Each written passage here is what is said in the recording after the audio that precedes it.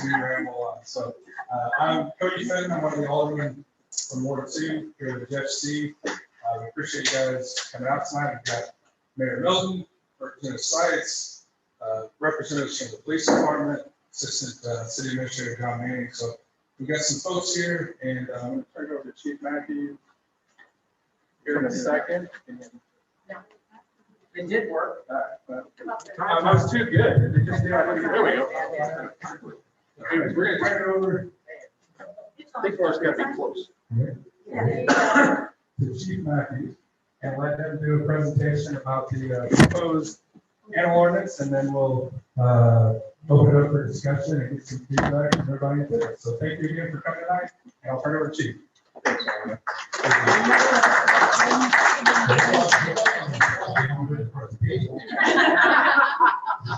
And with me tonight is Lieutenant E.J. Jones. E.J. is the lieutenant over our support services that houses our animal services. You want to turn that on? What our plans are tonight is to give you an overview of where we are in our current animal ordinance, where we are as a city in our animal control responsibility, give you an overview of the proposed ordinance. The proposed ordinance has already been before council one time and passed the first reading. There's still an opportunity for the alderman and mayor to adjust that, make changes to it for the second reading. And I think that's the reason we're here at the town hall, so you can speak directly to your elected officials and let them know what your concerns are, so that they can weigh those against the proposed ordinance and make whatever changes they see fit before we go back to the second reading. I think it's sat too long, Chief.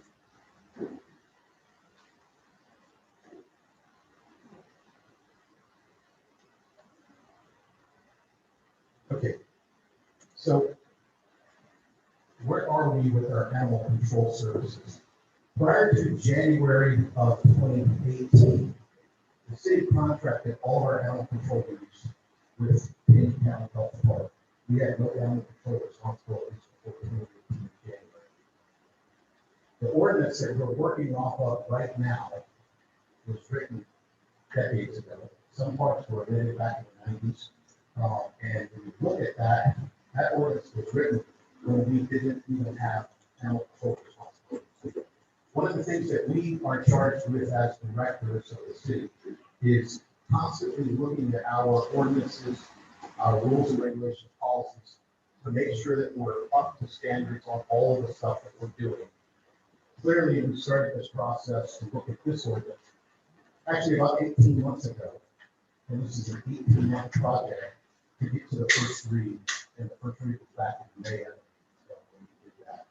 So 18 months leading up to the first read of this ordinance. So as it says up there, before 2018 was Payne County Health. We took over responsibilities, as I said, in January of 2018 with 2 animal control officers. Right now, we have 1 animal control officer. We had 1 resign. We're transferring that to a code enforcement position. Code enforcement for all the hotels, restaurants, and things that we have to inspect in the city. We felt a bigger need for code enforcement than animal control, so we reclassified that position and made it an code enforcement position. 2018, I said we took over responsibilities. The ordinance, as first read, is an 18-month project, as I said, and we took into consideration other ordinances from across the state. We looked at Missouri Municipal Code, Missouri Municipal League, to get information from them on their best practices ordinances. Zoological associations, Department of Agriculture, both of the state and the feds. That becomes important in a section of the proposed ordinance that deals with commercial establishments. The old ordinance, as I said, was implemented decades ago. The first at the apple in trying to get a new ordinance was actually started 2016, 2017, when some people were on the board and the board looked at it back then and tried to get a draft going, but I don't think it was ever brought to the board to be voted on. We inherited that project back in about 18 months ago to get it going again. The proposed ordinance, what we're trying to do with it is to provide better public safety, a better reunification process, in the event that your animal becomes a stray. And we're hoping to enhance the commercial establishment oversight. We have very little of that, as you'll see as we move through the program. The proposed ordinance seeks to resolve issues that we currently have with the current ordinance about inabilities in many areas, and then some issues that we've seen in other jurisdictions, and trying to enhance our ordinance so that if we do have those, we can address them properly. Some of the significant changes in the ordinance, and we'll break these down as we go. The first one that I'm sure a lot of people are interested in is a licensing program for dogs and cats. We'll get into the details of that in a minute, and that's completely new. The proposed ordinance limits the number of animals, dogs, cats, and ferrets, dogs, cats, and ferrets, in hotels, lodging establishments, and residences. It amends significantly the commercial animal establishments, and it provides a framework for what is lawful and acceptable if you're using animals in a commercial establishment for performances and things like that. The ordinance as proposed significantly amends the dangerous dogs and vicious dogs section. Right now, we really don't have a legal process. If we identify a dog that has bitten somebody, unprovoked bitten somebody, you don't have a lawful process to get that dog before the judge to make the determination. This proposed ordinance allows for that legal process. We have prohibitions for certain exotic animals, and we'll talk about those in just a minute. Updates, requirements on chickens. You can currently have chickens in Branson. Updated some of those to make it a little more public safety. Yeah, public safety, yeah, sanitation. We are allowing pot-bellied pigs in the city under this proposed ordinance. And then we're updating some of the beekeeping standards. We can currently have bees, and honeybees are allowed in the new ordinance as well. And then prohibits the roadside sale of animals. We really don't have control over that right now. So we'll break those down. So some of the updates, chickens. Right now you can have chickens in your backyard. They have to be in a coop. The coop has to be, 40 feet from property line, 50 feet from sideline, stuff like that. The proposed ordinance limits chickens to 8 or more than 8 chickens. No roosters. You have to trim, not surgically, but just trim their flight feathers so they can't fly away. No roosters, as I said, secure enclosure. And the location in the backyard is very specific about where it has to be. It prohibits that fowl from running at large. And we'll get a definition of running at large. That's off of your property. When we talk about an animal at large a little bit. Migratory birds. We say you cannot feed migratory birds in a no feeding zone. Jeff, that makes no sense. Jeff, that makes no sense. If you go to the landing and you're by the fountains, is it good to feed the ducks by the fountains? So that's a no feeding zone. There's a landing has to go down the other side of that. That's what we're talking about here. Keeping of bees, it allows honeybees, specific location in the yard, specific requirements on the hive, has to be marked, owner's name, stuff like that. And the ordinance, we've got a little kickback on this one. The ordinance says you have to have a source of water for the bees within 20 feet of the hive so that they don't go in your neighbor's swimming pool and die. So, you have a bowl with marbles. Oh, thank you very much. So a bowl with marbles for the water so that they have a place to roost while they're drinking, something like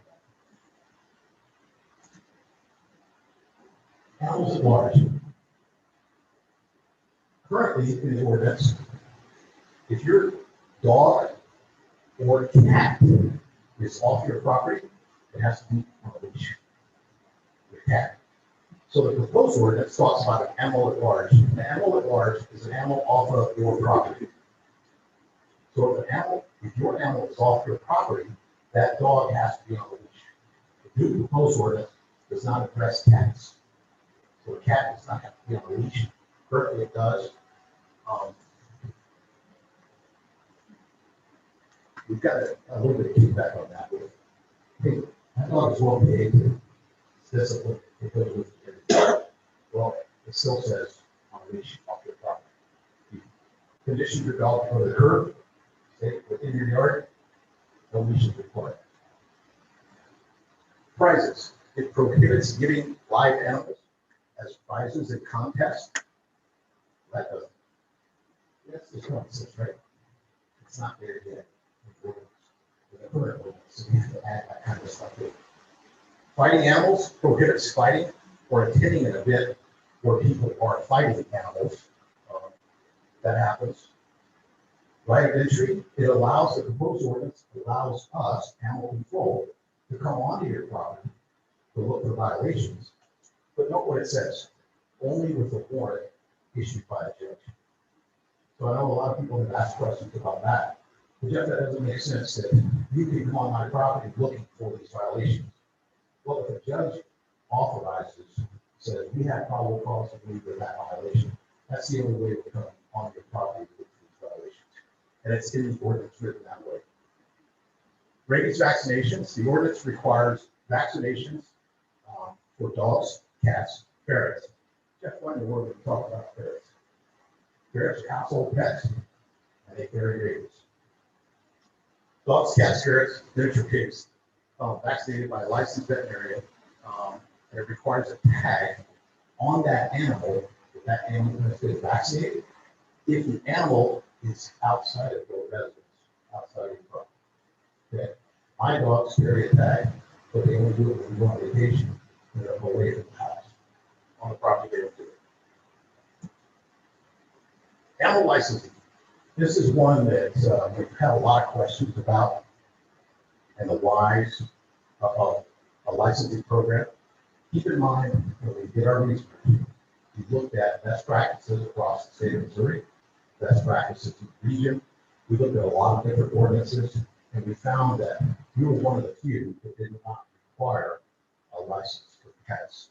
So it's written in the ordinance that it shall be the duty of a person owning, keeping, harboring in the city, dog or cat, to procure an animal license from the city. No animal license shall be issued without a current certification of rabies from a licensed veterinarian.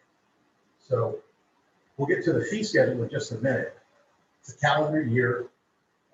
Late fees for beyond 60 days, we don't do it. And we'll talk about what our recommendation to our elected officials is on implementation on the licensing of animals. Service dogs, if you have a service dog, you still have to have a license, but we waive the service fee, the license fee for that service animal. And no license for feral cats in feral cat colonies. And it's just Branson residents, people traveling to and from the city or into the city don't have to have a license. Go ahead. Here's the fee schedule that we're recommending and was passed in the first read of the ordinance. A 1-year annual license for an unaltered pet that has not been sprayed or neutered, $20. And then for an altered pet, we're saying $10. The state of Missouri has what is known as the Hatch Act, and that requires us as a city to only charge fees that we can validate by a person's salary processing that licensing fee. So what we've done, we've worked with the finance department and come up with a fee schedule based on the time involved in that licensing process to come up with this fee schedule. Well, wait a minute, Jeff. My vet, when I get a rabies vaccination for my animal, it's a 3-year vaccination. It's not an annual, it's a 3-year. Most vets will offer that for 1 year for a puppy, small cat, and then 3 years beyond the 1 year mark. So the amendment that we will make to the ordinance and propose to the alderman will be something like this. We'll have the ability to do a 1 year or a 3-year license. But get this, the Hatch Act that we talked about earlier, that $10 fee, you would think, okay, if I do a 3-year, it would be a $30 fee. That person processing the licensing fee is going to take them the same amount of time, so we can charge the $10 for the 3-year. Make sense? Fee registration for seniors 65 and older You have to have the license, but the fee has been waived. There's no fee for an altered pet. Replacement fees for the tags, late fees. And then these are all new fees, but the guard dog, potentially dangerous dog, annual renewal, once it's been identified as a potentially dangerous dog, dangerous or vicious dog, annual renewal, that kind of stuff. And then a special animal permit. That comes in play in just a little bit. We'll talk about the limitation of pets on the residents, limitation of pets that we already have, and how many we have. Limitations of animals in lodging establishments and residents or apartments. This came up, let me explain this and I'll talk about what came up in the first element. We're proposing in the first read, no more than 3 dogs, 3 cats, or 3 ferrets. Any combination of that, but no more than 3 if you're in a lodging establishment. 1 dog, 1 cat, 1 ferret, 2 dogs, 1 cat, 2 ferrets. So no more than 3, no more than 6, or a combination of no more than 6 dogs, cats, or ferrets if you live in a residence, house, apartment. Now, if you have an animal that gives birth, and now you go beyond the 6, you can keep those kittens or puppies up to 120 days and not have to apply for a special permit. But wait a minute, Jeff, I'm a breeder, and I have more than that on a regular basis in my house. That's the special permit that we were talking about earlier. You can apply for a kennel permit as part of a special permit to have more than the 6 but in your house.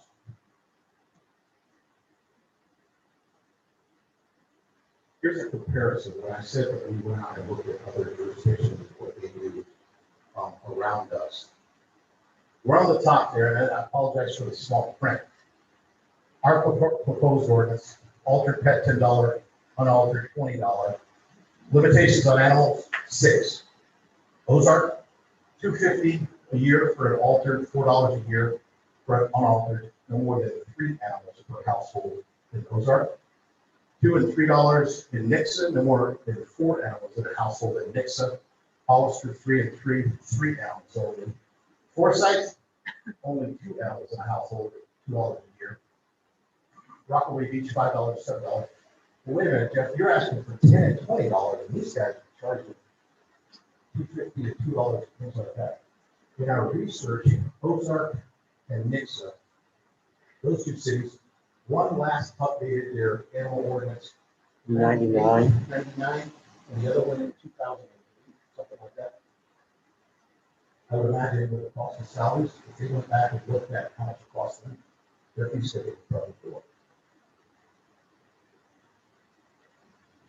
So when we looked, our first attempt at this ordinance, we were recommending no more than 4 animals in a household and 3 animals in a lodging establishment. We presented this twice in a work study session to the alderman. Got a lot of pushback. That's not reasonable. 4 in a house, 3 in an apartment, or a lodging establishment.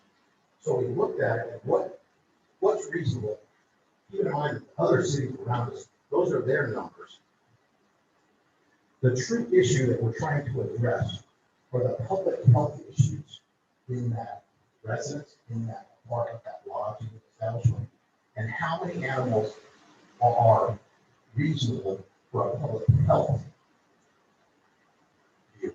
And we believe 6 is reasonable for public health issues in Branson. So that's the reason why that ordinance is written that way. Impoundment, the new ordinance allows for impoundment for stray animals, just like we're doing the chihuahuas. Have you ever heard of the chihuahuas? We're up to about 50 now. All of them appear to be male. We did find 1 female for them, but we did not find any puppies. Several of them are blind or going blind. Most of them have real long nails, clearly not cared for tail dog. We picked up another 8 or 10 with the county down in Ridgeville this afternoon. So it allows for impoundment if we can articulate that we need to do it for the safety of the animal, safety of the public, for the preservation of peace, we can impound that animal. That animal is on your property. Remember, the only way we come on your property is with a warrant. Notice of an impoundment, we as a city have to do everything we can to notify you, the owner, we're impounding the animal. With the licensing, that registration, that tag, all of that helps us prevent a trip to the animal shelter, hopefully, that we can contact you and deliver the pet back to you and avoid that trip to the shelter. And that's the whole goal behind the impoundment part right there. Care of the impounded animal, this comes out of the Missouri Department of Agriculture. Certain standards that the Taney County Animal Control has to, their shelter has to maintain based on Department of Agriculture, State Department of Agriculture. We contract with the Taney County to house our stray animals. So every animal that we impound goes there, or I take it back. It's just changed a couple of months ago. Dogs, we take the Taney County. All of our cats, stray cats that we pick up, go to the Shepherd Hills Humane Society. And we deliver them there. We have a MOU, memorandum of understanding with both facilities. Adoption and impounding facilities, as I said, those are all regulated by the Missouri Department of Agriculture. Claiming of impounded animals. Ones that we pick up as strays, not animals that are under observation for possible rabies. Currently, they're held for 10 days under the current ordinance. State law says they only need to be held for 7 days. So the proposed ordinance moves it from 10 days to 7 days to hold the animal at an animal shelter. Remember, we don't control the animal shelter. The county does. What we guarantee is that if you have a stray that we take to the shelter and that animal is there for less than 7 days, you reclaim that animal within less than 7 days. You pay the fees and everything, and you walk out with your animal. Neither one of the shelters has a policy to microchip their animals. But when you read the ordinance, microchipping is a possibility in the ordinance. Here's why we put it in there. Let's say that tomorrow, if this ordinance is in place today, tomorrow, one of those shelters says that all of the stray animals are going to be microchipped. You already put it in there that that's a possible fee if it goes beyond the 7 days. Before the 7 days, up to the 7th day, they don't have the right to do that to your animal because it's still a stray. But beyond the 7 days, it's now their dog because it's gone beyond the state mandate for 7 days. So if they choose to change their policy to do it microchipping, it's already an ordinance that would be one of the things to try to reclaim that dog. You have to pay that fee for the microchipping. Feral cats. I've become somewhat of an expert on feral cats. We've had a lot of discussions about feral cats. This is one that is near and dear to a lot of people. So I want to talk about two definitions that are in the ordinance. Animal owner and harborer. Animal owner is listed just like this in the ordinance. The person having a right of property in an animal, or keeps or harbors an animal, or who has in its care or acts as its custodian, or knowingly permits an animal to remain on the premises occupied by him or her. Keeps or harbors. Now let's go down and look at harbor. To harbor an animal is to feed or shelter an animal at the same location for 3 or more consecutive days. So now let's talk about feral cats. If I'm feeding a feral cat for more than 3 consecutive days, just by definition, I'm the animal owner. Correct? If you look at the definitions, that's what's up there. The ordinance as proposed prohibits a person from feeding or harboring stray or feral cats, except in connection with approved animal adoption facility. There are multiple feral cat colonies in the city. I've had conversations with residents who are very interested in developing some kind of trap spay release program. I've received a bunch of phone calls that we need to do this, that we need to find funding, we need to get it done. It's just a tough tough way to find funding right now. And I appreciate the conversation. We were together in the office for quite a while. Yeah, talking about it, and I've got a contact that you can give you as well. So it wants to help. So disposition of animals biting or attacking persons. An altered pet has to be held by a licensed veterinarian or by you, the owner. So if your dog or a cat has a valid rabies vaccination and bites somebody, that dog has to be impounded for 10 days by a licensed vet, or you leave it at your house.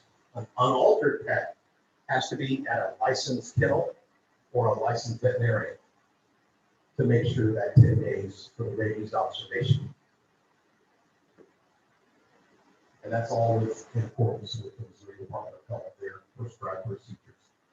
Animal neglect, straight out of the definition of the Missouri Humane Society standards. And if an animal is in a neglectful situation, we go back to those standards. And those standards are really specific to the animal. So when you talk about cage size, when you talk about feeding, when you talk about water, those standards are all specific to that animal. So we would go back and reference those standards and find out what those conditions would be per the Humane Society standards.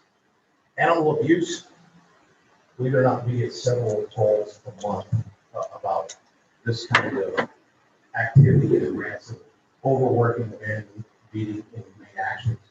And a lot of it is just the way that we do our shows with animals. Sometimes people come in and give us a call.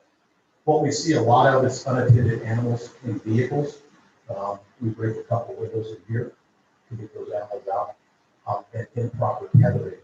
The animal abuse and the ordinance has specific prohibitions about tethering and the length of the tether and where the water and shelter has to be if you're tethering an animal. Removal of animals and a hearing process. As I said earlier, the current ordinance does not really address this. The proposed ordinance will be worked hand in hand with our legal and our reference materials, and we believe that the proposed ordinance gives us a very detailed legal process for our hearing officer, municipal judge, and everybody to go through to make sure that everybody's rights are guaranteed if we need to remove an animal. Confinement of animals in season. We're asking through the proposal if you have a female dog to eat, that you keep that female dog inside, we can have 2 weeks, whatever it is, and not allow her outside. Same thing with cats, so that we're not having babies when we don't want to have babies. I got a phone call on this last one. That first one really doesn't make sense to me. We have a prohibition about frightening, shooting, killing, trapping, molesting songbirds, or I always have money. It's There you it's- go. Yeah. So I had to look this up. Because my team kind of said, go out there on your own cheese. So I looked at all of those songbirds and that, they eat insects. So you don't want to frighten them away. You want to, wait a minute, Jeff. This was actually the last time I'll eat. I've got a garden in my backyard and I put a pipe in. You know, keep the birds from eating my plants. Is that frightening? I don't think so. Right? But that's the reason why it's in there. And those are standards from the Municipal League, Department of Agriculture, those kind of things that we're trying to roll in as a best practices for Branson. The current ordinance really doesn't address in detail potentially dangerous dogs, or vicious dogs. And we felt the need to go beyond and put this in there in the event that we do have a dog that unprovoked or otherwise attacks somebody, that we have a way as a city to properly deal with that. Potentially dangerous dog, a dog while at large. Go back to the definition of at large, off of your property. Off of your property. Behaves in a manner that a reasonable person would believe poses a serious and unjustified imminent threat, serious physical injury or death to a person or domestic animal, or actually causes injury to a domestic animal. And then dangerous dog, one that is caused a bite or an injury, and it's been declared vicious. Additional requirement to keep this dangerous dog. This is where we roll in the administrative hearing officer, the judge, things like that. A vicious dog, unprovoked bite or attack a person, causes serious physical injury or death, and declared vicious under this chapter. And this is where we go before the judge and we process and say, Judge, we want this dog based on these set of facts and circumstances. The judge as a dangerous dog. When you go back to the fee schedule, $10 for an alternate, $20, and then the fee schedule another to maintain those dogs, you can keep them if the judge deems them that way. You just have to pay that special fee every year to keep them. And then guard dogs. Guard dog is basically a business owner had a chained in, lock in the back. I got stuff out there, keep it going at night. That's a guard dog. Special permit to have that guard dog. Commercial establishment. This is probably the biggest deficiency we have right now. Commercial establishments are actually governed by the U.S. Department of Agriculture. We have a lot of commercial establishments in the city that we really don't have the ability to go and inspect to make sure that they're doing things that are in the best interest of the citizens of Branson. So we're trying to develop an ordinance so that we as a city can go down the road where we have tigers in an outdoor cage to make sure that it's proper exposure, all of the tigers are being cared for, the proper manner, and things like that, so that we don't have to wait for the federal government to tell us to do it, so that we can do it as well. It provides for standards of operation and treatment of animals, updates the language for the permits for those commercial establishments. They currently have to have permits, Branson permits, in addition to U.S. Department of Agriculture permits. Specific responsibilities for the operators of those facilities, specific measurements, material types for the enclosures, specific to the animal, square footage, things like that, specific to the animal again. Feeding and water requirements. If you look at the current ordinance, it says that the animal has to have water. The proposed ordinance has to have clean water, has to have food specific to the animal. So it's all in the interest of the animal. Pest control requirements, disease control requirements, and this one I think is the best addition to the proposed ordinance when we're dealing with some of the facilities that we have in town. We're saying that the commercial establishment has to have an escape plan for the animals. They have to well in advance of the escape thought out process, have an enclosure specific to the animal, but then have a mitigation plan on the shelf, somebody ready to act to get that animal back. Somebody wants to tranquilize that animal, put it down, bring it back up, things like that. We don't need to be doing that as the police department. I don't know if you remember several years ago, Dallas Zoo had a road without enclosure. The option was for Dallas police officer to engage. We don't want to be in that situation, so we're trying to put the responsibility back on the commercial establishments. Exotic animals. This is that big section on prohibited animals that we talked about there at the very start. Basically, if you can't buy it at a reputable pet store, chances are it's on the list that you can't have it. We're talking venomous snakes, biting things, crocodiles, bears, Wild boars, bears, tigers, lions, tigers, bears, badgers. Yeah. And then the exceptions, it says legally operated circus or rodeo, those kind of things. Anybody that has a special permit issued by the city can have that exotic animal in their show or whatever, but there has to be a permitting process. But wait a minute, Jeff, there's a company in Arkansas that ships exotic animals from Montana that comes to Branson all the time. We're not addressing that because they're in transit. They stop overnight, maybe so without more than 24 hours. When does this go into effect? If it passes the second read and the mayor signs it, that ordinance goes into effect when the mayor's signature hits. What we're proposing is for at least the licensing fee part of it. If that passes, we're asking the alderman and mayor to delay the enforcement, to delay the action on the licensing at least to January of 2022. So that we as a city, we as a community can come together and everybody understand that before we say tomorrow, mayor signed it today, tomorrow, everybody has to have a license. We just can't do that operation. So we as a community have to come together, have some time to get all that to happen. How will this be enforced?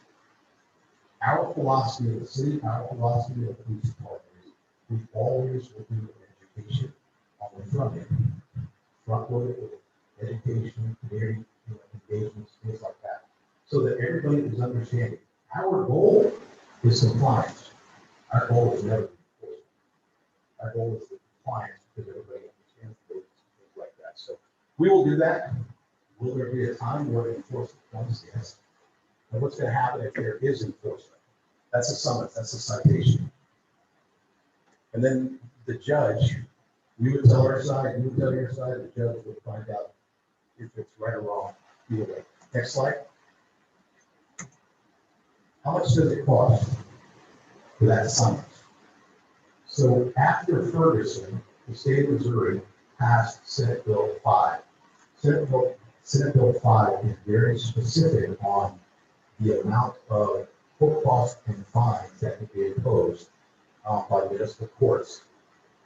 And as it relates to Branson penalties, state statute caps first violation, fine, and court costs together no more than $200. Second violation, fine, and court costs together no more than $275.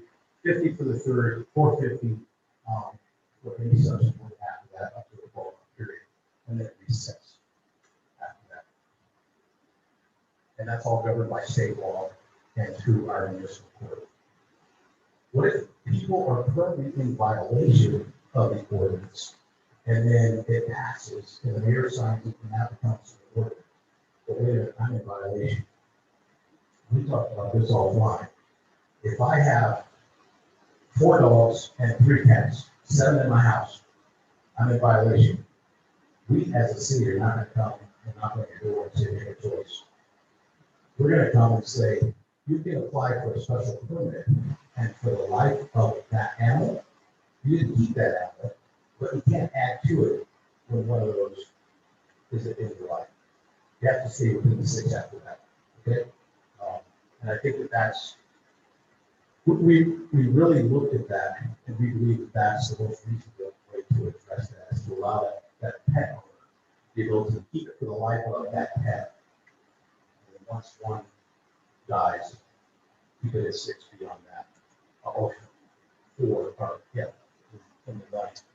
So I know that that was quick. It's a lot of information, and I know that some of you have some very specific questions you want to ask. So before we turn it over to the alderman, I would be more than happy to try to address your questions. And remember, when you're asking me questions, I'm going to give the answers, but the real person you need to talk to through me are our elected officials, because they're the ones that are going to make the decisions. We just make a proposal based on research that we believe is solid. So we've asked me questions, they're taking them back for their research. Okay. So the licensing is going to be required on all animals, even though they're kept inside the residence. Dogs and cats. Chief, since this is live stream, can you repeat the question? Oh, sure. Our license is going to be required on all pets, dogs and cats. Even if they never go outside. Yes. Yes. So there was a question at another town hall. Well, you're limiting the number to 6. Well, I've got 12 goldfish and I've got 3 guinea pigs. I've got dogs, cats, and ferrets. Any combination of those are more than 6 dogs, cats, and ferrets. Because all of those could be used. Yes, sir. I gotta ask Chief, I mean, Go ahead. Sure, Frank. in response to your answer you just made, so I can have 15 potbelly pigs in my house, that's okay. We have to address that. Did we potbelly pig? I would say this, a potbelly pig also falls, not only would it be a pet, but if I have those in large numbers, I better be zoned as an agricultural area. And I don't think that would, it would be like, well, can I have 12 cows? Personally, I don't think a potbelly pig should be in the city limits of Branson. Yeah, well, they're here now. So the comment was, maybe potbelly pigs should not be allowed in the city. And, offline before we started that conversation, and veterinarians are already telling us that potbelly pigs are in the city, that we have them in the city. So what's the best thing for those people that already have potbelly pigs? Knock on the door, tell them to have them, or roll in the word to make it legal, to have them under specific conditions. And we believe specific conditions. But shouldn't they be licensed if they're gonna be? Should they be licensed? We'll address that. We'll address the license. Make sure that we don't hold them up. If we get an agriculture site. All right. Yes, sir. So you were talking about right of entry, you have to have a warrant. So what is that warrant based off of? Is it gonna be a neighbor who doesn't like that you have 6 dogs? And she gets upset that maybe they bark when she doesn't want them to, and so she calls and complains? So the question for everybody is, what about that right of entry? Jeff, you said you have to have a warrant to come in. Is that warrant based off of what? In order for us to get a warrant to go before a judge, the judge to sign it, we have to have probable cause to believe we get a criminal violation, right? City ordinance violation. We work neighborhood disputes all the time. And trust me when I say we're good at it, and we're not gonna issue or try to get a judge to issue a warrant based on, one complaint saying about the park. Compliance is our goal. Operationally, we're always gonna knock on the door and say, hey, if we come to some agreement here on dogs, or we have no desire to do a warrant to get into your house and take dogs away from your home. So is there some kind of like a warning system where we've had a couple complaints, if we get another one, we're gonna confiscate dogs? That has been our policy and process for a long time. We will always do that, no, because there may be a violation that's so egregious that we have to issue a summons today. But we're always going to work to get compliance before we take it. We do that all the time. Chief, if all of this goes through and everything starts January 1st, when would late, what time frame do you have to get license? So the question is, if this does go through the licensing and it is delayed until January of 2022, what would the late fees? I think ordinance is 60 days after.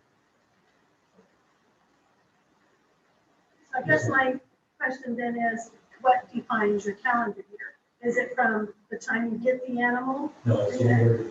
So you're gonna have everybody in Branson who has an animal has to come in within the first 60 days of each year to license their pet. Isn't that Right. kind of, So we're looking at, the question was, yeah, if it's a calendar year, January to December, everybody in Branson has that, the Russian City Hall in January to get that done. So we're working, our intent is to work with the veterinarians so that we get that, but we work with them on cycles so that the license runs January, we get the notification maybe in October, whenever you get the pet. What it is. Makes sense? yeah, so the vet then would send you a copy of the rabies license? Is that what you're saying? So some cities do that. Some cities actually have the vet collect the money and send it to the city. We have not worked through those, and the reason we haven't spent a lot of time and energy working through that process yet is because the pushback we got on the licensing, we're waiting to see if we can come up with an idea, maybe present to all of them, or if it's shut down, maybe we don't have to address that part of it, right? If I was you guys, I'd be more concerned about day 59 and 60. Sure. Yeah. Just like the licensing office. Yeah. So there was a question offline before we got started. Chief, the feral cat here, really big. I can't feed feral cats. Well, let's talk the difference between a feral cat and a stray cat. A feral cat in your neighborhood, chances are you're not going to be able to approach. A stray cat in your neighborhood, chances are you're going to be able to approach. Feral cats by their very nature, find ways to get food. They're wild animals. If I don't feed them, they'll die. If you don't feed them, they're gonna go somewhere where they find food. And that's what all of the experts are telling us. Whether I agree with that or not, that's what the experts are telling me. And that's the reason why we're doing that's the best practice. Yes, sir. The difference between a feral cat and stray cat is really the socialization. I mean, just when it's a domestic cat. The stray is. The stray A is. stray, a feral cat, and a domestic cat, they're all domestic cats. That would be the category. Feral and stray is the amount of socialization. So I do disagree with this one on feral cats, very much so, because leaving a cat to starve, and it does happen here in Branson. I've been in business for 20 years. I've watched it. I've fed it. I'll probably be fine for feeding them again. I mean, let's just be honest here. You know, that is a big thing. And finding some funding really would like to do that. I mean, we take a lot of taxes in Branson. I'm out there working my butt off this year, working, and I would think we could find something for this. Sure. Because I So, mean, so the comment for everybody who didn't hear it was, Jeff, I really disagree with feral cat, and not being able to feed feral cats, because if you don't feed them, they do die. We do have those birds, as Branson said, and she's willing to work with whoever to try to find solutions to those feral cats. Some cities have very successful programs. Our conversation dealing with New York City and a very successful program in New York City with feral cat track. They release, split the ear, put it back into the cat colony, and our ordinance says we can feed if it's in conjunction with an adoption facility, cat colony, and things like that. And there are multiple cat colonies, cat colonies in the city that people take care of, that we work with the animal shelters and things like that to get those cats. Right? Yes, ma'am. You have your own cat colony. Yeah. You have your own cat colony. Actually, we wrote the ordinance so that we work in association with an adoption facility, with, shelter. Okay. Your concern is about tethering my animals. Sure. Sure, and there's part of the ordinance that we didn't cover here. Part of the ordinance is, and if you look at it, it's, you have to make sure your pet is safe. You can't throw the dog in the back of the truck and then take off. Her concern is her convertible with her 9 pounds, yeah, sitting beside her in the seat, convertible is the same as a pickup truck. And that's one of those where the thinking part of that problem, the officer involved would have to make those decisions based on the ordinance. However, when I put them in the car, I would find $200 who's at the top end of all the funds. Depending on how much you can find, what costs and what. So then I'm not able to take the dogs in the car. That's basically what you're saying. But We would judge that as being, is it safe to have that 9 pound dog? So, until I get an officer who's having a bad day, because it's safer. understood, that's a fair statement. Yes, well, It's a fair statement. but isn't she technically on the property? If she's in her vehicle, that's her property. So I mean, unless, it's like wearing the seatbelt or not wearing the seatbelt. I mean, you're Yeah, gonna get at told. some point, I'm gonna have, Yeah. the question, isn't that her own property? She's in her car, driving on the road. At some point, I'm gonna have to have an attorney answer that. Yeah. No, it's all of No, we're not. The vehicle is your property, but it's not real property. Your house, huh? Doesn't Does it say- say real property or property? It's in the definitions, in the main definitions in chapter 1. Yes, ma'am. I do have a question. You've been talking compliance, right? Yes, ma'am. That's my biggest question. I think what we're doing, bringing the ordinance up to speed are great. I don't think they're restrictive. Even where I've lived in different parts of the country, it actually is minimal compared to other places.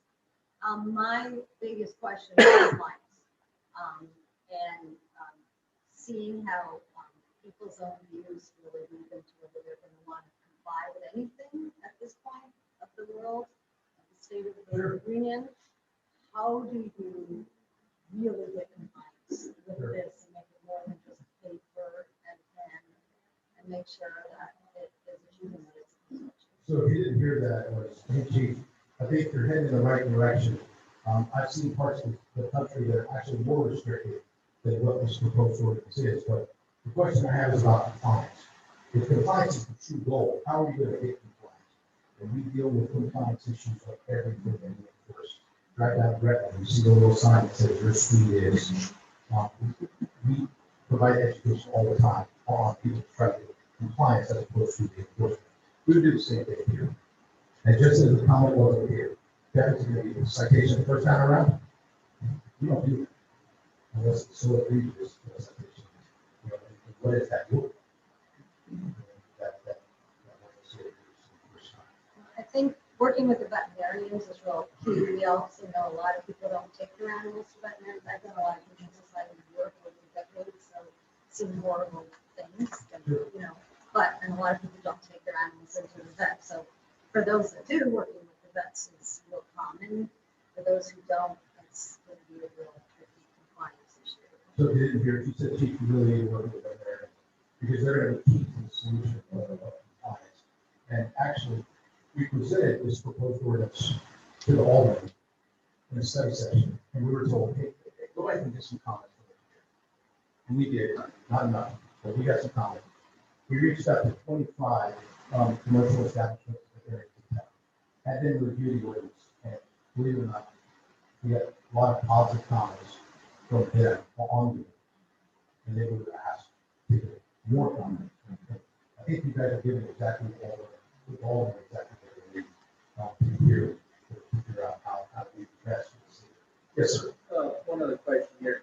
If we're getting a 3-year rabies shot, which we said we are able to get. We will be. It's not the ordinance here. Okay, let's just say we do. Can't we just say on January 22nd, 22 or whatever, can't we get a 3-year license versus have to come in every year, January to? So the question is, if you get a 3-year rabies vaccination, can we get a 3-year license? It's not in the ordinance yet, but this is the third town hall meeting where we've been told, put it in there for 3 years. Maybe at 3 years to run the clip. I'm just thinking, less suggestion on the first year, first of the month, or first of the month. Yeah. You know, And that whatever. year's work, and we can look at that, and there will be amendments to tell the Alderman, hey, if we're gonna go with the licensing, it needs to be available on a 3-year cycle with the rabies vaccination. Because a lot of that's due to. Yes. I have a quick question. I have a German Shepherd, the biggest baby that ever walked, but boy, does her bark sound vicious. Sure. So I look at some of that, the dangerous dog, the vicious dog, and I'm like, nah. So the question is, say, chief, I have a German Shepherd, big loud bark, biggest baby in town. Dangerous dog, vicious dog, potentially dangerous dog, all of those are behavior-based definitions. You'll notice there's no breed attached to any of that. It's behavior-based. There's been cities, and we did some research on this before we proposed the ordinance. There has been cities that have put it breed-specific, and of course, those around. As one of the cities, you know, risk manager kind of people, I can't propose an ordinance based on breed, knowing that the court's not on that. So it's all behavior. Yes. So with what she just said, some dogs, just by nature of their breed, have a very deep, intense, intimidating sound. Yes, sir. Is that barking to be considered threatening or potentially dangerous behavior? Because a dog barks, they let their owner know when somebody's on the sidewalk or, you know, coming up to the door. That's their job. Are they going to be cited for that if a neighbor says, I don't like hearing that, that dog is so loud, I hear me when your windows are closed? So the question is, as it relates to potentially dangerous dog, vicious dog, like that, is it one aligned with that definition? So let's go back to the definition. Behaves in a manner that a reasonable person would believe poses a serious and unjustified imminent threat of serious physical injury or death to a person or domestic animal. I think what you're talking about is based on the nuisance of a continuously barking dog. No, Two different categories. no, just, not continuous barking, but for instance, if somebody has a fear of dogs, but like you said, she's got a big dog that's a big baby, but with a big sound. So somebody could potentially interpret that as a threat when all the dog is doing is saying, hey, mom, somebody's on the step. Understood. And it didn't hear the question, that dog barking, somebody could perceive that as a threat. At some point, that animal control officer, that police officer has to be involved in that and determine, based on what we see, do we have probable cause to believe that dog fits this category? Based on your scenario, we're not going to come to that. Well, I think it's the reasonable person part, I think is important too. It's not necessarily how that person perceives, it's what would a reasonable person. So if somebody has a fear of dogs, that's not necessarily what a reasonable person should do. So I think that's important. So the comment from the back was, by definition, it's based on what a reasonable person would believe. And that's why I said, at some point, the animal control officer or the police officer has to get involved and find out that reasonable standard for that. In the first town hall, we had a citizen that was there, was very concerned about their dog, and the neighbor. And the neighbor, the relationship there was not the best. And the fear was, if you pass this over, I'm going to be complaining all the time. And that's when I said we work in relations all the time. And we could very easily lead through the discussion and figure out this is deeper than This sort of relates, and to what you just said, might be beyond what you're trying to do. So the first thing that occurs to me is, do you have behavioral trainers that will be involved in some of these subjective judgments? Because that's what they are, where the behavioral trainer actually can understand the dog's behavior and that it is just a big bark and it's not imminent. Like, who's really the expert on behavior of the dog, aside from the animal, the one animal control officer that you're going to have to try to mitigate these neighborhood problems? And so that's sort of the first question is, again, I'm looking at, hopefully they get it passed. I think it's a great step forward for Branson, but how is it going to be operationalized? So you didn't hear the question, say, Chief, do you have an animal behavioral specialist that can work with behaviors? And outside our animal control officer? We're going to fall back to the reasonable person, to find that behavior that fit this criteria. It's all based on behavior. Okay. And then the second is, If I could, before we go on, it's all based on behavior. And before anything happens and we get beyond the potentially down to the level two, we're going to court to help us with those definitions, right? and the experts. Exactly. And along that same line, you talked about special permits for breeders and backyard breeders. And I know the agriculture department in Missouri passed a statute trying to control puppy mills and all the things that go on that are despicable in the state. We're talking about special permits for backyard breeders and other breeders. Are you going through those kind of same inspection processes? Yes, ma'am. Those were adopted in this proposed ordinance. Missouri Department of Agriculture, all those things, we looked at all of those. That's what we're doing. Yes, ma'am. Okay, so on the fee, on the annual fee, so let's just say it's for 2022, and somebody doesn't pay it until July. It's a $10 fee if they are a spayed or neutered pet. It's $10 regardless of when you pay that 22 year. And then if they pay $10 in July, on January 1st, they can owe another $10 for the 23 year. Just make sure I understand that. $10 in July plus the late fee. Well, let's see if they just moved Yeah. here. But yes, it was. So if they just, exactly, if they just moved here, in compliance, they pay the fee in July, it's now.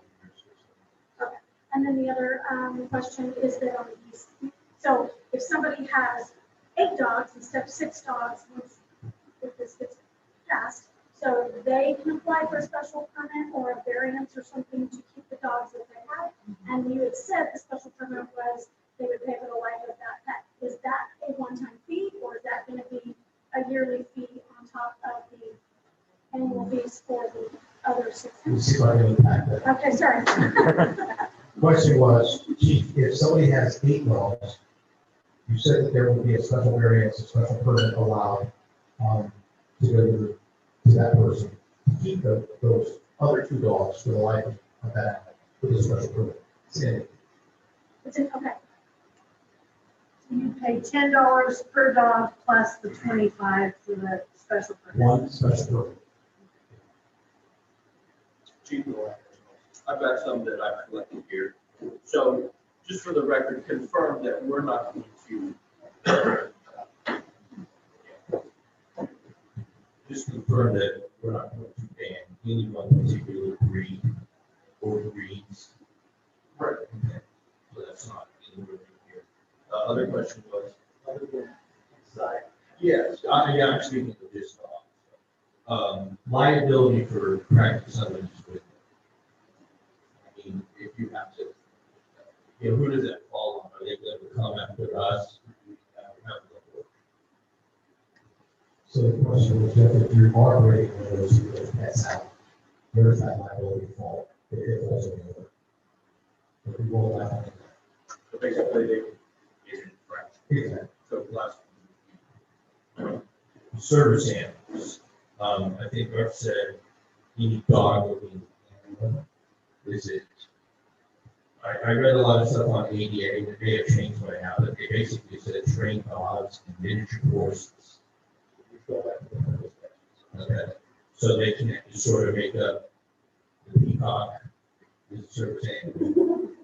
Okay, so, and the other thing is identification of the service animals is done by the, the collar or the harness or documentation. Are you talking about a service animal or are you Service talking about like a companion animal? no, service. Yeah, it has either on its collar, it just needs to be emblazoned on the animal. So if I have a dog or a miniature horse, because that law was written in the state or the federal before they had electric wheelchairs and people actually, like paraplegics would use miniature horses to pull wagons and everything. Right. But as long as it is emblazoned somehow on that animal, whether it be a vest or a carrier or something like that that says service animal, then that is what identifies that as a service animal.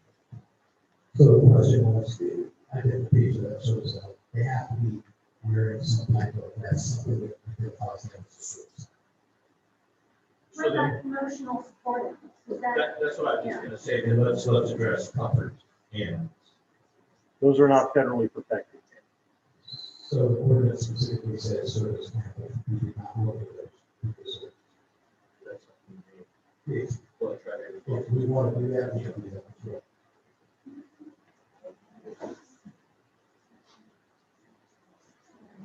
Really, we've anticipated all of these questions. What about the questions you're really sitting on now? That are really serious questions. Yes, ma'am.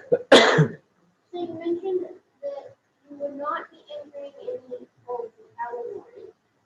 And that's what in section 14-1. Section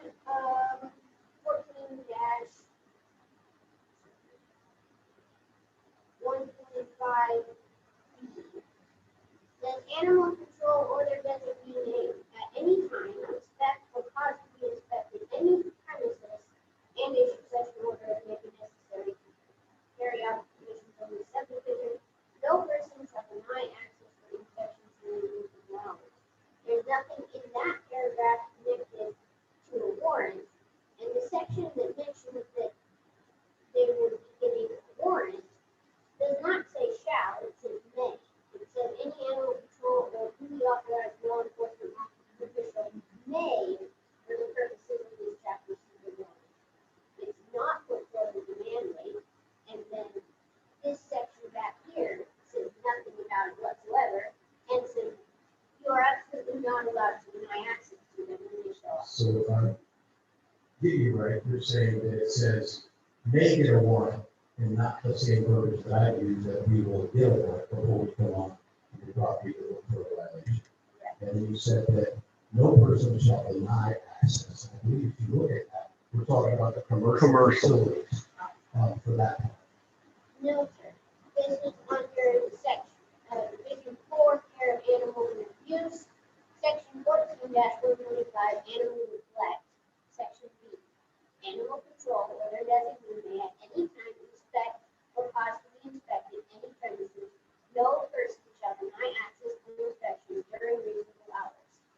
for It has nothing to do with Okay, the okay, ordinance. clearly you're reading the ordinance and I'm going off of my memory. And my memory serves me correct, we're looking at commercial establishment. No, sir, that is absolutely not. Let's talk offline, because if you're saying what you're saying, and it's in the ordinance, and I'm wrong, then I'm wrong. Yeah, But the intent is what you said. commercial establishment. Right. So that, You make that right. so that that commercial establishment, if we go there based on the clause of the violation, we can penalize. Commercial establishment. What section is that, 138? 14-125, 125. and section A says, referring to animal owners. So we're talking in this section specifically about pet owners, not commercial. I can guarantee you that Mr. Manning, that everybody goes. And I'll have a phone call, and we'll have to do a call. But Chief, you're basically reassuring us that they're not gonna go in residence without, on this, you can't do it now, so you're not gonna be able to do it with that animal ordinance. But if this goes in the way this is written, they could. Constitution gives you, the Constitution is not written for me. The Constitution is written for you. And the Fourth Amendment is very clear that I have to do stuff. under the Constitution. Okay. We'll look at it and make sure that what we do is compliance with what the Congress tells us. What other questions? Rob? Will there be any plans in place to possibly help those who can't afford to spay and neuter? And who can't afford to vaccinate, who can't afford their license? So the question is, Chief, are there any plans to help those that cannot afford spay or neuter, vaccinations or licenses? There's no requirement in here to spay or neuter. Except for the difference in the fees. Exactly, exactly. So we as a city have no program in place to help. Are there organizations out there that may step up and help people? There may be, but we as a city have no ability. I just worry, we're talking compliance being the goal. And, there's gonna be some people that say, well, I can't afford to register all 6 of my dogs or whatever. And so they will choose not to, rather than, not have the money to do it. By the drive-through at night. Well, there, a lot of times, PetSmart and Petco and veterinarians run low-cost spay neuter clinics and maybe vaccinations for $10 in other cities. And so those are corporate, that if they know we need something here, that we might be able to ask them to afford those kinds of things. So the comment here was there are commercial establishments that provide low cost. We've been in contact with the Shepherd Hills Humane Society. Yeah, and they're And better. they've offered some low cost microchipping, low cost spay neuter clinics. Business service does pass to help people get those pets. And I wasn't for the clinic, the Humane Society, the Shepherd Hills Humane Society vet clinic, they were open to be an affordable vet clinic in the area, and their prices are much lower cost than others. So your presentation earlier, you said that the fees, the fee schedule, could only be in proportion to the salaries necessary to implement the license inspection. Did I understand that correctly? So the abstract is what you're referencing, and yes, we cannot charge more than what the salaries for that task of doing that. So we work with the finance department, looking at salary schedules and the time involved in that process for all the people that have to touch that licensing process. And we believe that like $10 is the magic mark. We as a city, we have a policy internal to the city that we will not go over the 90% of that salary. So where that salary is, at 100%, we come down 50% to the minimum. So we believe that $10 is So you're creating fees in conjunction with the licensing program to cover the salaries of the licensing program you just created. So where the revenue is generated, if this passes, will come back into the supplement as revenue to help us offset some of the funding for the animal control services that we provide. The animals that we talked about earlier, the chihuahuas, we pick those up, we take them to the animal shelter, in the county. We're charged a fee as a city for operating animal shelter. We pay the animal shelter house those based on the standards by the Missouri Department of Agriculture. And they go to 15 days, because that's the current ordinance. It costs the city $80 an hour for that 15 days. So those fees will help us offset some of those fees that we're paying out to service the animals in the city. So you're saying that current pet owners are responsible to pay for the care that is necessary for strays? I said that the fees will help us offset the fees that we're paying out in salaries. That will be a revenue source coming into the city to help the animal control offset some of the fees that we incur in the salaries. Why is that the responsibility of the responsible pet owner? If I didn't You're have. responsible taxpayer, I'm paying for a lot That's of what your taxes are and that's paying what for, it that's is. another thing. Doesn't matter, yeah. You don't need, Well, I mean, that's what it is. And I understand what That's you're what we saying, need because to and community as a is. taxpayer, I don't know what, you sit there, you're doing the responsible thing for all of that. But at the same time, break it down, even if your dog or cat is not spayed or neutered, it's 5 cents a day is what it's costing you to have your pet licensed, and, or 2.5 cents if it is fixed. We're all paying for everything. And we do, and that's part of That's it, where we're our also taxes living come in a from, country yes. where we're free to get to choose to do a lot of things, so I think that, because I agree, it's frustrating, but as Americans and taxpayers, that's kind of our responsibility, is what we do, we're stepping up to do it, we're also trying to help as our community to sit here and help our city, we make everything better, because we do have people that are taking care of their animals, and we are, so, yeah, sometimes we've got to take that and put it on our shoulders, and we have to make our community better. Yeah, is it frustrating? Yes, it is, but the people that are in this room right now are not the ones that we're fighting against. We're trying to help our city and our police officers control the animals that are out there that aren't supposed to be out there. It really isn't about our own pets, because and that's another thing too, is it's a very emotional thing for all of us, because our pets are our babies. And so none of that's being mistaken or overlooked or anything like that. I think we just need to work more about, we're all in this together. And we do have people that are not taking care of their pets, and that's why we're in the situation that we're in. But if we look at it more, it's 5 cents a day per animal, and not only that, but they're also telling me that I get to keep my extra dogs. I'm good. I'm good. And for those of you that can't afford it, we can hire you. We've got jobs available, because we don't have. I can hire you right too. now. Please go back and address your comment. You spoke loud and clear. Your elected officials heard you and all of your concerns. I could sit up here and tell you the same response over and over again, but those gentlemen back there who elected to represent you heard your concerns. And I think that's what they heard. So just to clarify what I'm saying, like, I don't have a pet. I'm not coming here with a chip on my shoulder. What I'm asking is, if we're talking about the community coming together for the good of the community, why are we imposing this on certain parts of the community and not others?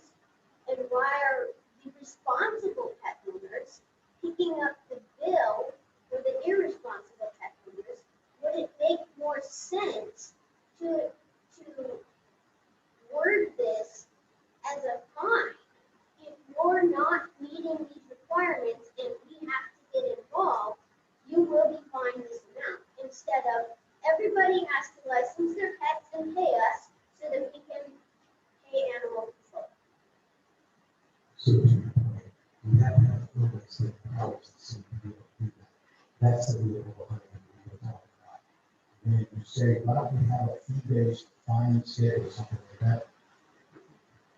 We've provided that, And that's what the state tells us. We can do more or no less than that up there. And then it's up to the municipal judge to interpret that statute. The state gives us by case by case. So we can't say it's an automatic fine or whatever, because it's not. And the judge has discretion based on that. So, I don't know if that addresses the.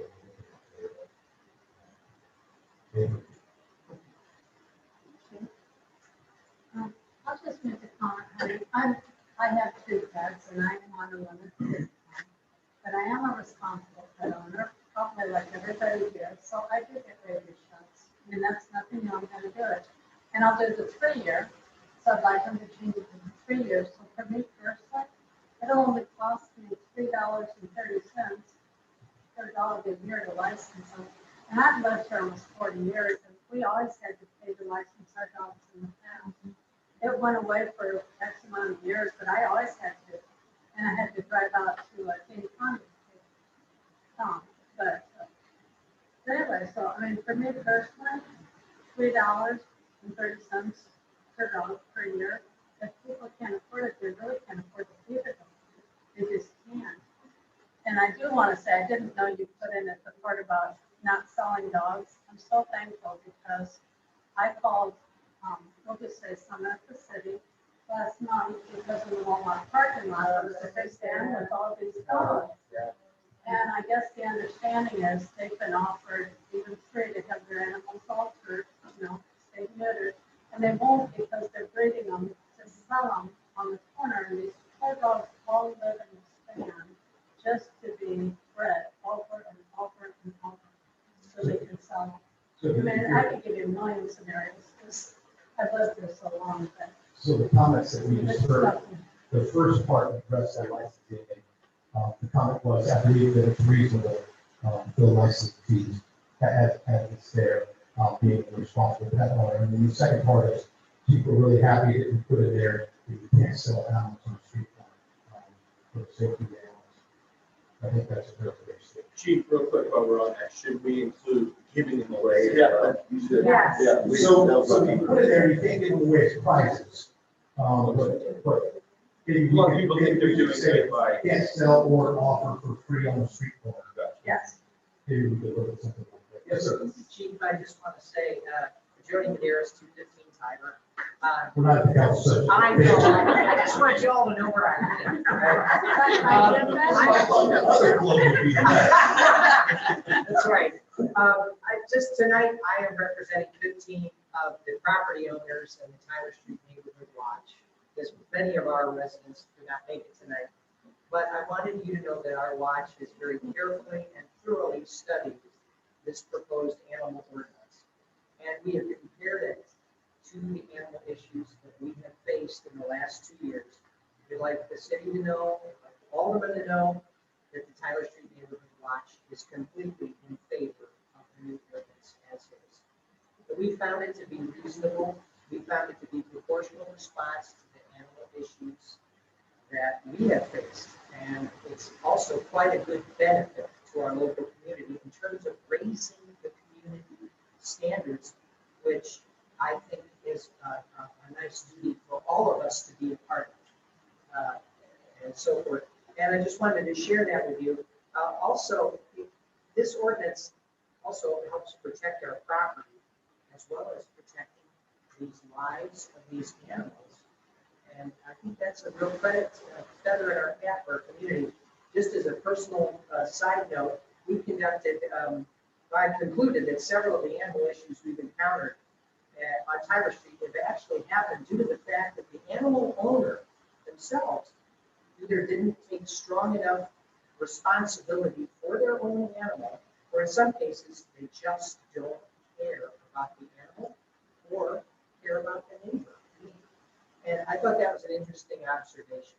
The new ordinance certainly addresses both these items in a very fair way. I'd like to share that with you. We're in favor, and as a side note as well, I want to thank you and the entire police department and team for putting together such a comprehensive ordinance. Thank you. Basically, what he said was the Tyler Street neighborhood supports the ordinance. We thank you for that. Side note, police department plug. I met Jody because Jody had an issue on his street. And he called the police department, he called the alderman and said, we need to have a town hall meeting. So we met with Jody, and his neighbors, sat in the living room across the street from where he lived, had a great conversation. And the benefit of that, he said neighborhood watch.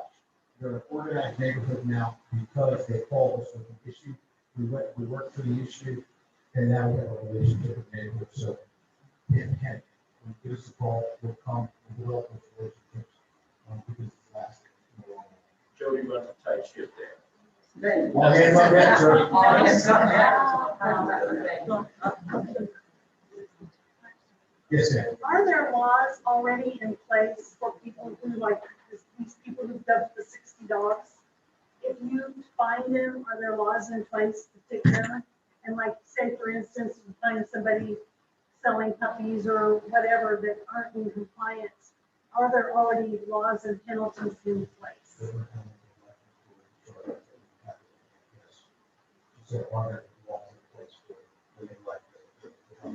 Are there laws in place for owners of vicious dogs? I have a vicious dog accident happen in my house. Jump over. a Lieutenant fence. Jones? Oh, I'm sorry, I was reading an ordinance. Vicious dogs, when an incident happens, it happened at my home. Are there laws in place for the owner Jumped of in. a vicious, dangerous dog? Is there a responsibility by state statute for that owner that we can hold that owner accountable for that dog I find the owner more accountable. than under the the dog. current statute? Under state law? I No, would say civilly, there would be, But criminally, no, and that's one of the reasons why we're trying to address it here. that, I did see it addressed in there, and that did happen at my When house. when we say dangerous dog and things like that, that's off your property, so we have the animal at large, and then we go through the process with the court to deem that dog as a dangerous or vicious dog. But the dog And then the is special euthanized. permit fee. But what about the, Is the owner of Hold on, she said the dog is euthanized. or could be, the Let me slow down the conversation just for a minute and talk about that euthanization. If the dog is euthanized, that's only at the order of the court. Right?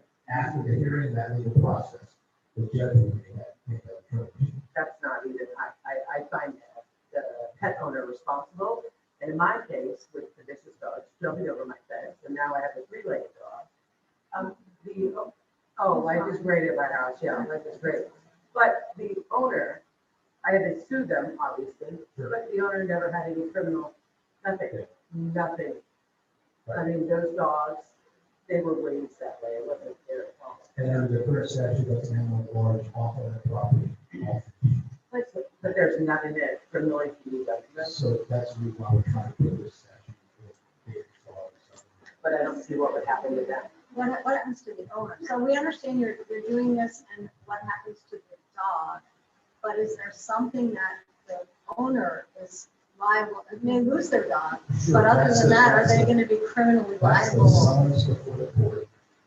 Animal at large, and now we're hearing from the dangerous dog, permitting, licensing fees, all of that as a result of that dog's behavior. So is the person going to be jailed? Is the person going to be cited? That's the question. Something like that. We're issuing a citation for the animal at large, and then we're going through the dangerous dog, the bite, all that stuff, whatever happens. behavior-wise. So the owner's not really punished. Because they don't care if that dog's euthanized. They'll just get another one. That's right. If you care about that dog, they just get I don't blame And they them. wanna raise it well.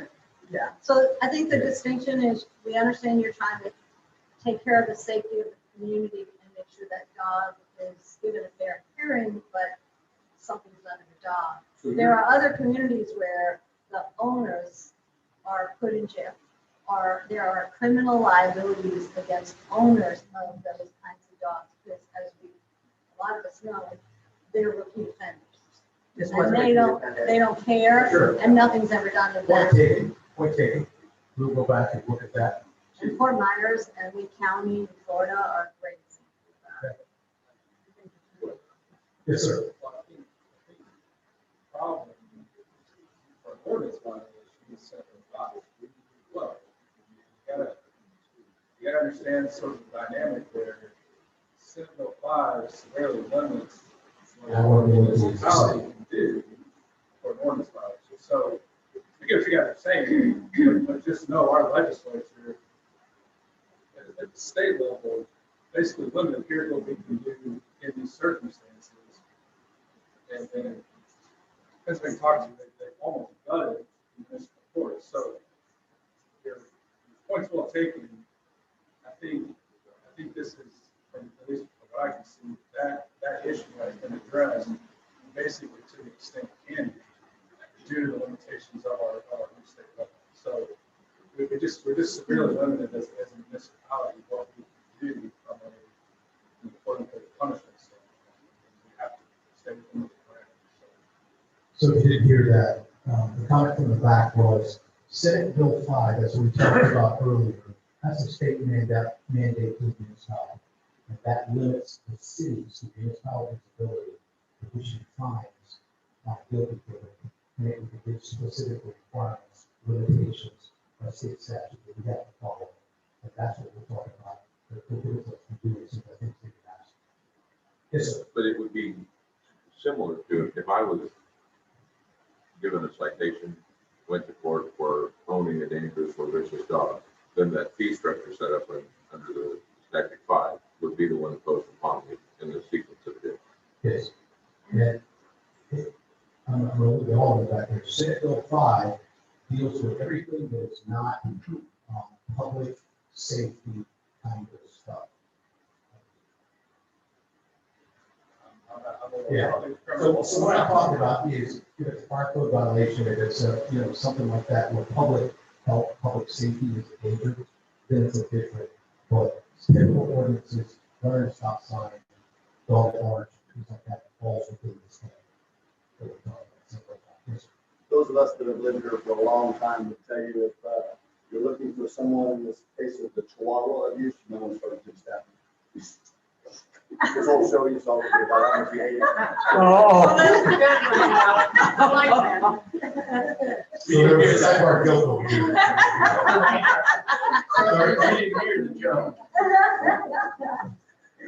You actually perked my ears up there for a second. I was like, we're gonna bust this case wide open.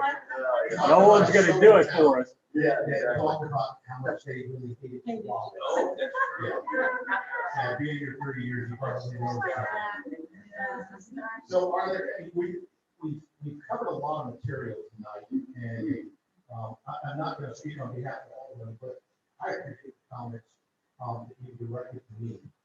And my staff, we will go back and we will look at certain parts of the ordinance that you have brought up and see if maybe we could tweak it before we present the second time to cover some of the concerns that we had.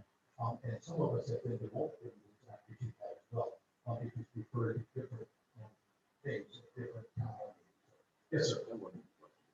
I heard you mention a couple times about microchipping dogs. The in-town place after 7 days they could. Is there any discussion about having the chip as opposed to the license for around the security call? No, we did not put that in there, but that's a great comment. And if we can work with that, maybe we can roll that into instead of that will microchip and have all of that number identification and labels and stuff on there so that we quickly check it.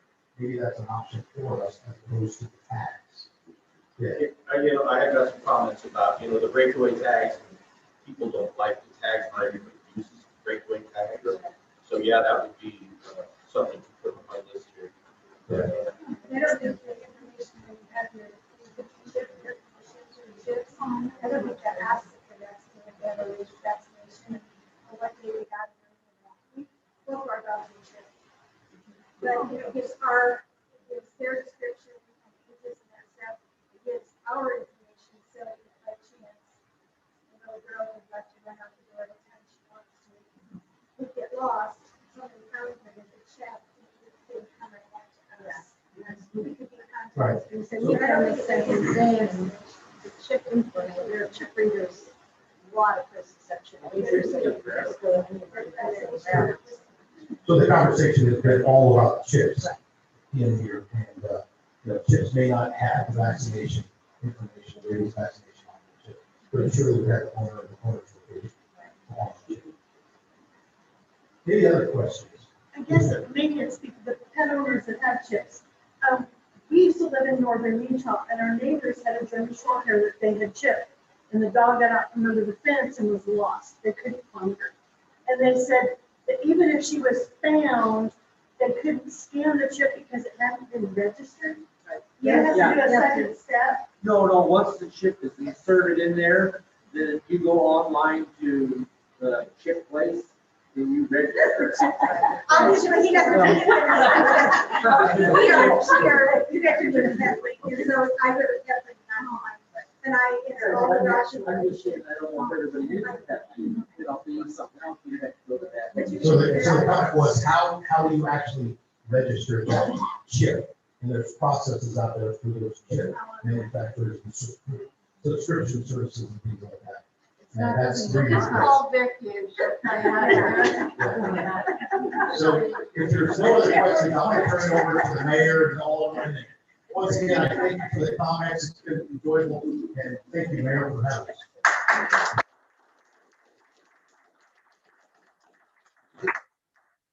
Jackie really does a great job explaining. I did the next one, I've been through 3 weeks now. Very good. What's going to happen now, this is our third and final town hall meeting. For the animal ordinance. So the next thing that's going to happen is shortly, this will be on our agenda for Board of Aldermen. And one of 3 things will happen. This will either pass as written, will either fail. Third option, which I think will happen, is it'll pass with amendments. So what's important is any changes that you saw, any changes that you agreed, that you would like to see amended. You'll hold your 2 aldermen, Jesse and if you know the city Branson, no, Branson, no document. You know, contact information to do all that. And Mayor, we have to take some of those. Sure. Absolutely. For example, some of the things I've heard in other town halls, are things like, suggestion that if you're age 65 or older, you're exempt from paying the license. So one suggestion was that we add in savings. Another one was, we wasn't talked about much, except for one town. The ordinance right now says we limit to 6 pets. Combination of 6 and 11. You're limited to 3 in a lot of these. Some felt like if it was an apartment or a condominium, maybe that's limited to 3 licenses. That was the thought. So, how do that? So any suggestion you have, if you're here right now, you have some, please share, just take notes. If you think of some later, if you have friends that put the pen in these meetings, what we want to do, we want to do what the majority of you want us to do. We won't know that much else. Right? Everybody's working with, right? If you have more called code, the solar is. Good question. The other one was disabled, either was retired or disabled by the social security. Yeah. Just a quick comment about condos. Most condo associations have limits in place already. So some of them are 3, some of them are 2. So I don't know that it would need to be written in because of that. Probably apartments. Yeah, I imagine apartments do too. Owner. I know our association does. We have a limit. So just to get a sense, let's just show of hands. Anybody in the room who would want to approve the ordinance as written? Oh, with the revision, you guys? I think you agree to it. Okay. How many would just remind me anything, what this is about? So balance, how many would want this approved with some amendments? That's the feeling we're getting. I took a lot of those. Well, I just want to say I appreciate it. And I haven't done the other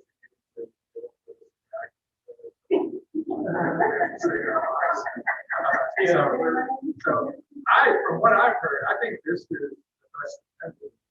Anything, I counted around 24 people. So our first one, the Ward 1 meeting, I think it was 21. You counted how many there? Oh, 6.